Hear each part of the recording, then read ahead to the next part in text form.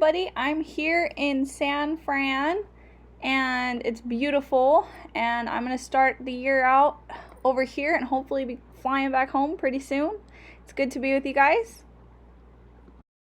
And I'm going to be discussing implicit leadership theory, which is very similar to kind of what we discussed with Dr. Kircher. We had an exercise where she posted a video, and it was about how people associate certain mental images with specific words, and they flashed several images on the screen of different words, and then in 5 minutes you had to try to recall the different words that were on the screen. And so people automatically associated certain words with words that weren't there. So they found that if somebody saw purse, bag, shoes, they automatically put woman, and if they saw beard, carpenter, strong, they put man, thinking that they saw both of those words when in reality they weren't there. And so implicit leadership theory is how a person has a certain mental image when you say leader already in their mind, and it's mostly developed based on psychology because there must have been some figure in their life at some point that they considered a leadership figure, whether that was a parent or a guardian or a teacher. That person is kind of embedded in their brain along with certain traits. And so the research that they've been doing recently is that relationships can be improved if employees and managers can understand one another, and public administrators can understand what perceptions shape people's different opinions of the traits of a leader. There's a university in there's a university in the UK that's called Birmingham University. I don't know if that's the actual locality of where they're at, but they are incorporating this theory with their teaching in public administration so that students not only get theory-based learning, but they're also interacting with other students to find out how their perceptions of leadership are shaped based on their actual experiences in the workplace. And so they had a 3-day forum where the students worked together in groups of 3, and then they went back and they developed their own leadership plan based on implicit leadership theory. They developed it for their different workplaces, and they were in consensus about what were the most important traits for a leader. And they were very excited to share the ideas with their higher ups and their managers so that communication could be improved and productivity could be increased. This is what my PowerPoint is going to be about. We also discussed different leadership theory in the beginning of the first year. We talked about transactional leadership and transformational leadership, and this incorporates, I think, a little bit of both. It just focuses more on the psychological aspect, kind of like how we did focus on psychology when we were talking about behavioral economics and how people are more loss averse and worried about risk. It's very similar, except it's in their perception of leadership.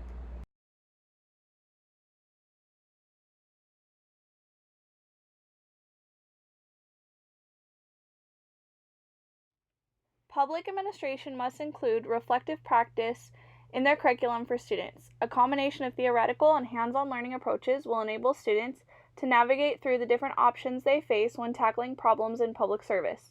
Harper is a theorist which provides a theoretical framework which emphasizes why reflection on experience can transform students' lines of thinking and propel them onto a path of professional growth. Limited resources and time frames require even more reflection for public officials and those in public administration in order to ensure the preservation of accountability when making decisions. Participants are placed in a more realistic scenario when applying theoretical concepts to challenges faced in their internships or through discussion with peers about complex case studies and their leadership demands in the field. So the slide you see before you is the 4 dimensions which the theorist Mello talks about, and these were used for the students who participated in a 3-day leadership exercise discussing how students can develop their leadership traits. And so the first was adaptability, identifying factors impacting leadership's dynamics. The second was developing students' ability to assess differing organizational factors affecting leadership. The third was motivating students by enabling them to practice model theory building. And the last was to examine organizational processes from a multicultural and multinational perspective.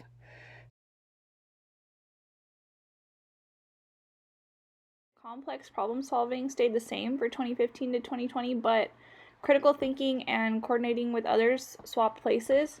So it's even more crucial that our leaders and public administrators are thinking and reflecting on how their decisions are going to affect the people that they serve.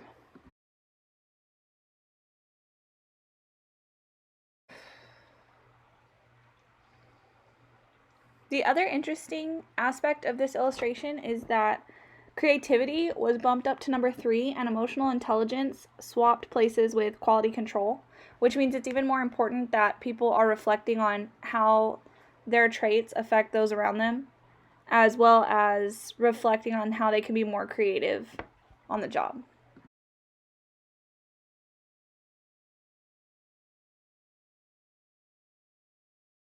So I'm going to kind of combine my next two slides. This slide is about Kolb and his cycle for reflection. You can see it up there: reflective observation, abstract conceptualization, active experimentation, and then applying that. And so reflection is important because we are in such a fast-paced society of globalization that whether it's a text message or a phone call, leaders are constantly being interrupted during the day. And there was a time app by a company in New York City that found that the average leader spends only 11 minutes critically thinking about the decisions that they make, which will affect their stakeholders. My next slide is a book that Daniel Forrester wrote. He's a professor at Berkeley who teaches engineering students, and he's explaining why reflection is so critically important, because we don't realize how many times we check our phone during the day and how many times we're interrupted and do not have the time to just sit and think. And so this is so crucial because of the weight that public administrators, their decisions hold. It holds so much weight in what they do and in the people they're trying to serve. So you guys should check it out. And I really like this quote by Simon Sinek. Implicit leadership theory is much different than your traditional leader-centric approach because it considers how followers' expectations, when they are not met, will hinder how well the leader is accepted.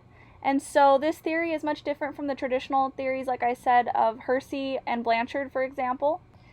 DeRue and Ashford from 2010 discuss implications for when a follower's expectations are not met. And so for this reason, I have this slide showing the relationship of implicit leadership theory and how it affects the failure or potential success of an organization. The next slide is going to be showing you guys several different theorists and different studies within different countries, from the USA, the UK, the Netherlands, and China.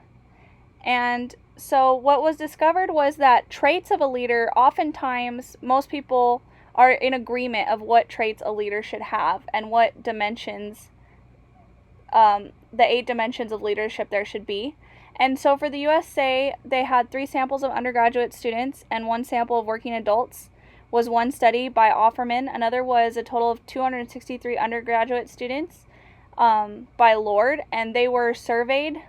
So it is subject to some bias.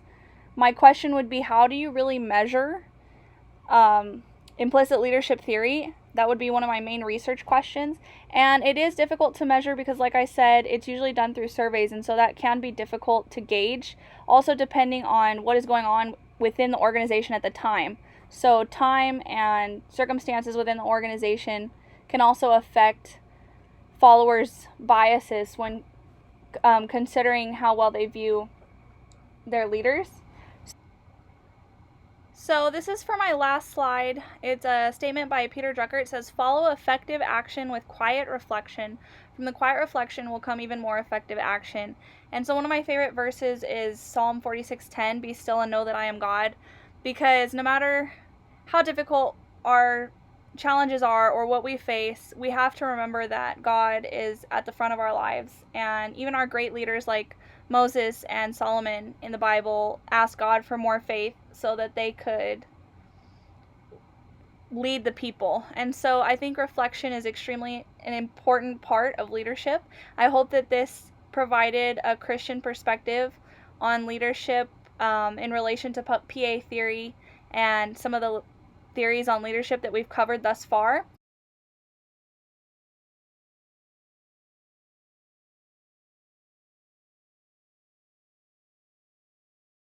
Since implicit leadership theory covers a person's idea of traits that a leader should have already in their mind, it is subject to bias, which is one of its main criticisms.